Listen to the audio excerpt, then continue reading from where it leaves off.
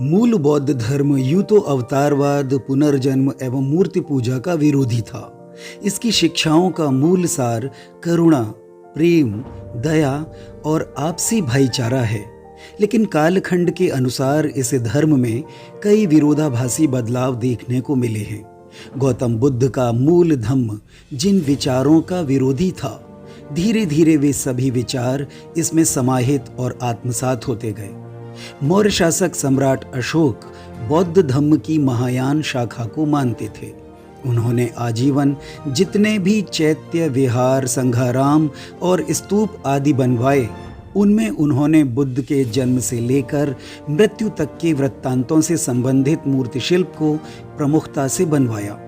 इनमें सबसे प्रमुख शिल्पांकन है गौतम बुद्ध की माता महामाया देवी का, जिसमें सिद्धार्थ के जन्म के बाद 2 हाथी पद्मासन पर बैठी देवी महामाया को अपनी सूंड में जल भरकर स्नान करवा रहे हैं।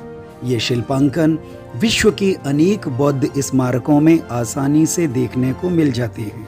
पाली भाषा में माया अर्थात धन को लक्ष्मी कहा जाता है, जो संस्कृत में लक्ष्मी बन जाता है।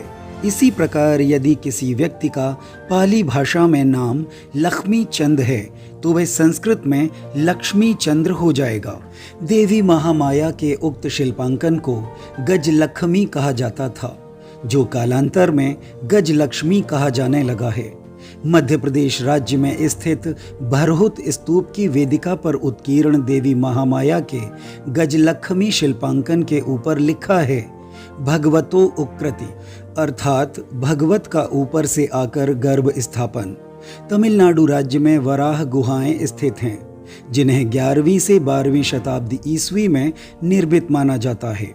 यहाँ पर भी गजलक्ष्मी और अवलोकितेश्वर बुद्ध का शिल्पांकन है, पर उनके शिल्पांकन को देखकर ऐसा प्रतीत होता है कि जैसे यह गुफाएं मौर्य काल में निर्मित हुई हों, क्योंकि उसका शिल्पांकन सांची स्तूप के साथ साथ अजंता एलोरा, सन्नाती, अमरावती और कार्ले की गुफाओं से मेल खाता है। निसंदेह इसका मूर्ति शिल्प मौर्य मूर्ति पद्धति पर आधारित है।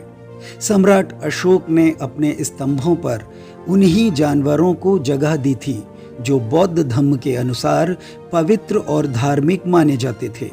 यही वजह है कि अधिकांश अशोक स्तंभों पर सिंह, वृषभ और हाथी के शिल्पांकन को स्थान दिया गया था।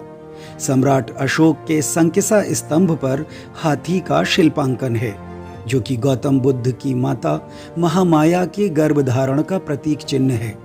वहीं समय समय पर बौद्ध स्मारकों का धार्मिक पलायन भी होता रहा है।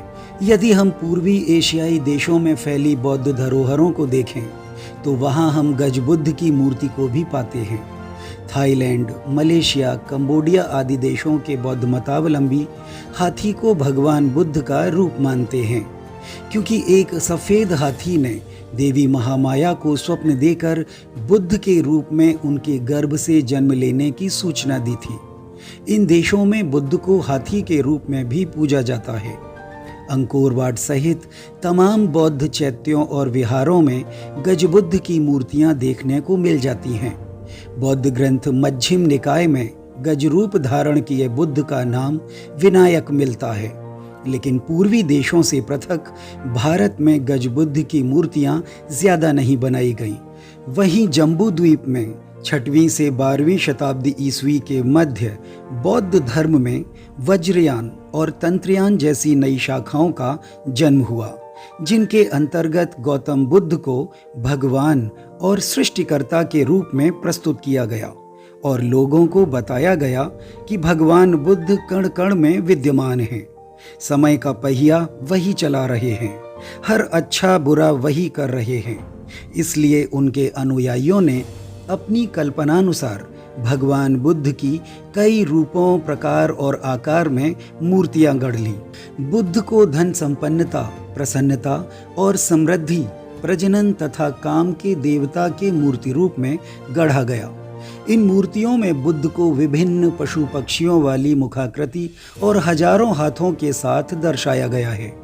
वहीं देवी तारा को बुद्ध के समस्त वेगों के निरोध के रूप में प्रकट किया गया है। अश्वघोष ने अपने ग्रंथ बुद्ध चरित में दोनों के सहभोग का अच्छा वर्णन किया है।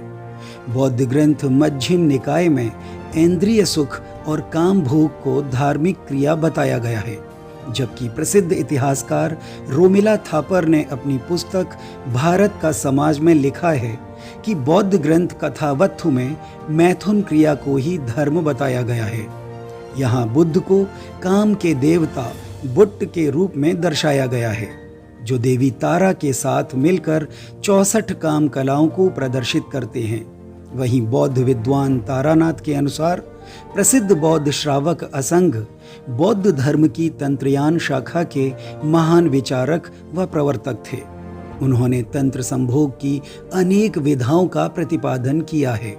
साथ ही जादू टोने और कार्य सिद्धि हेतु अनेक तंत्र भी बताए हैं। बौद्ध तंत्रयान शाखा का प्रसार 6वीं शताब्दी ईस्वी में पूर्वोत्तर भारत तथा तिब्बत में हुआ था। यहीं से बौद्ध धर्म की विभिन्न शाखाओं ने अनेकों नई मान्यताओं, संस्कृतियों तथा धार्मिक शाखाओं को जन्म दिया।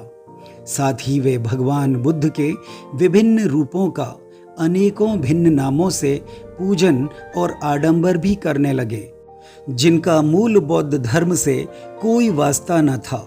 वस्तुतः वे अपने मूल बौद्ध धर्म से विरक्त होते गए।